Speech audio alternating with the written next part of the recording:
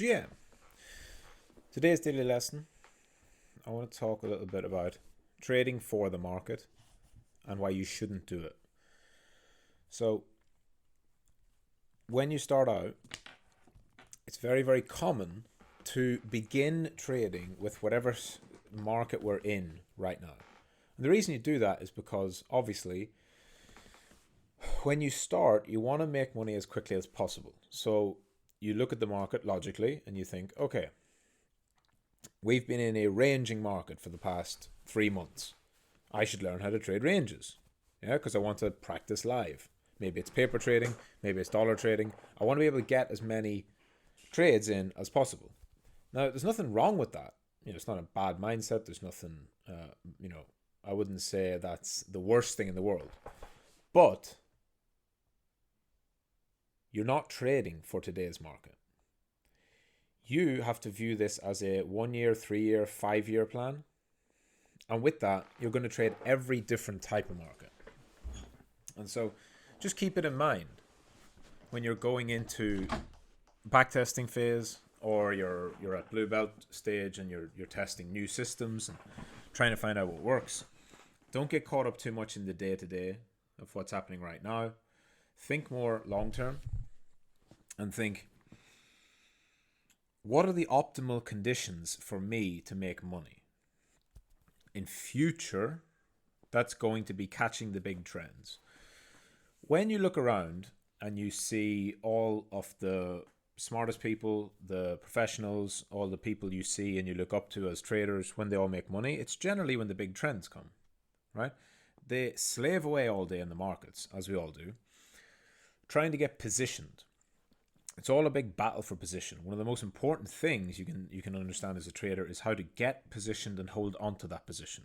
Why would you hold on to a position? Well, you're holding on to the position so that when you get a big break out to the upside, a big break out to the downside, depending on what bull or bear market we're in, that's really what your mind should be focused towards, is how can I maximize my probabilities? How can I maximize my expectation in this market in future?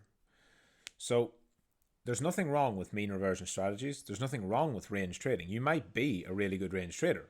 And you also are correct in saying that the market ranges 80% of the time.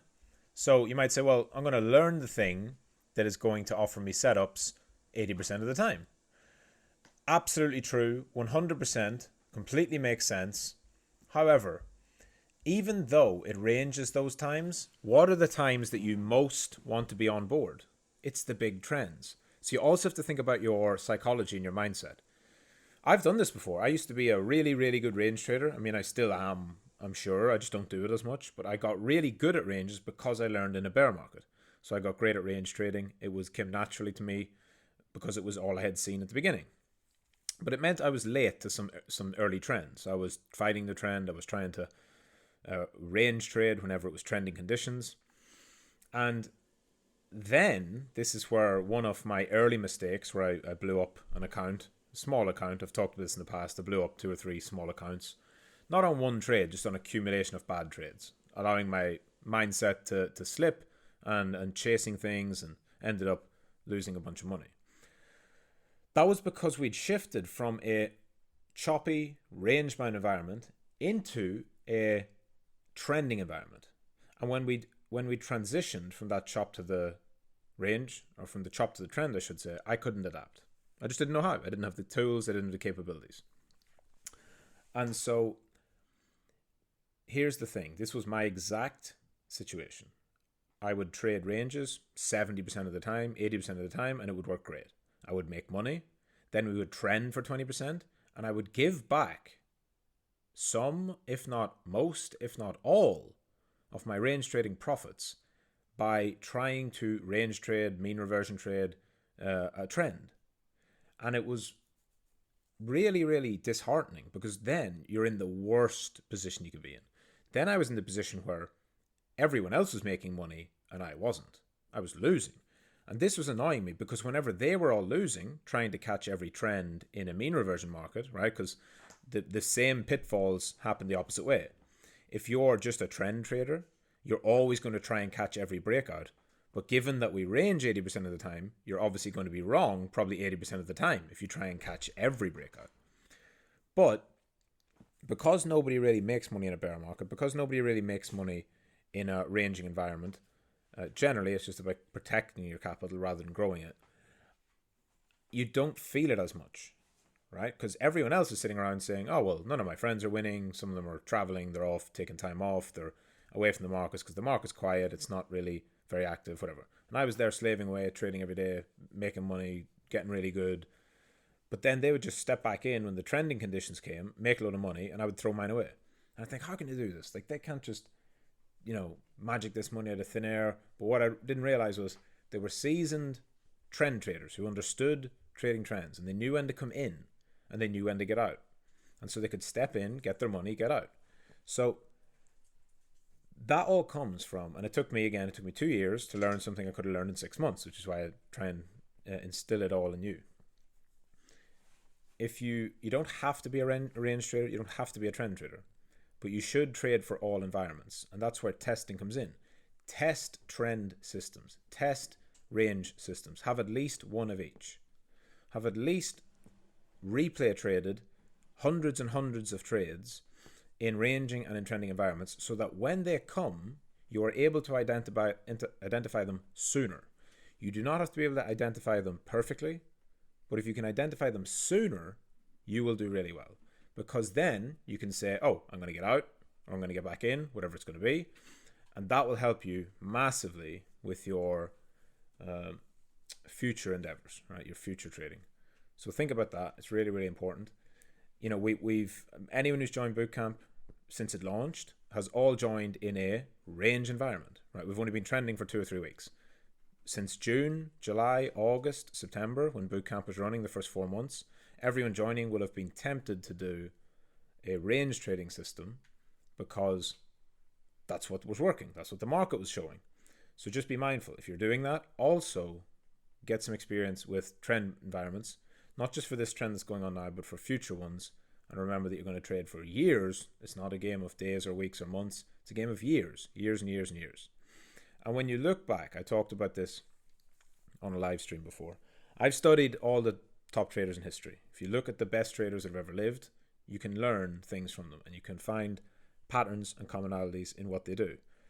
So from the 3 Market Wizards books, which I've read or listened to, and from Reminiscences of a Stock Operator, Jesse Livermore's book, so the only 4 books I would recommend, right? The 3 of them are all one series, just different times. There's probably 30 or 40 legendary traders interviewed. And every single one of them talks about 3 things. Risk management, number 1. Okay, that's very important. Risk management is everything. They all put risk management as the number 1. If you don't survive, you can't thrive.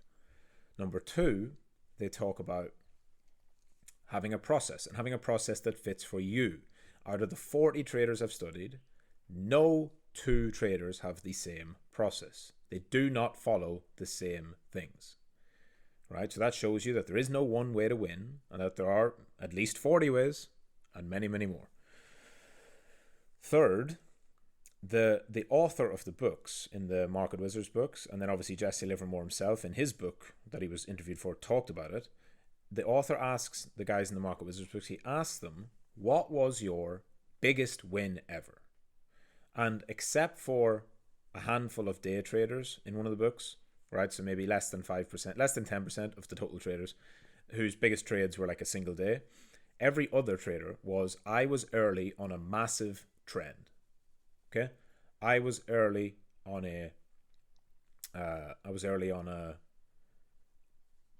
cotton, wheat, fucking early stock market trend, right? Whatever it may be, they could be catching the big moves of some commodity or some stock, generally commodities and stocks, because that's what all those guys would trade. And that was very, very insightful for me, because I realized, they all sit around basically waiting for the big swing.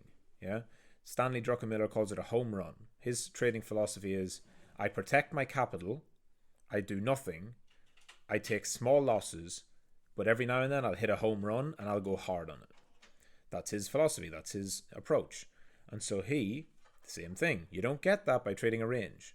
So over time, when you trade for 2 years, 3 years, 5 years, 10 years, you're going to notice this yourself. This is going to happen for you. So make sure you're positioned for it. Have your trending ideas, have your trending philosophies, have your trending approaches as well, so that you can be better positioned for when they come.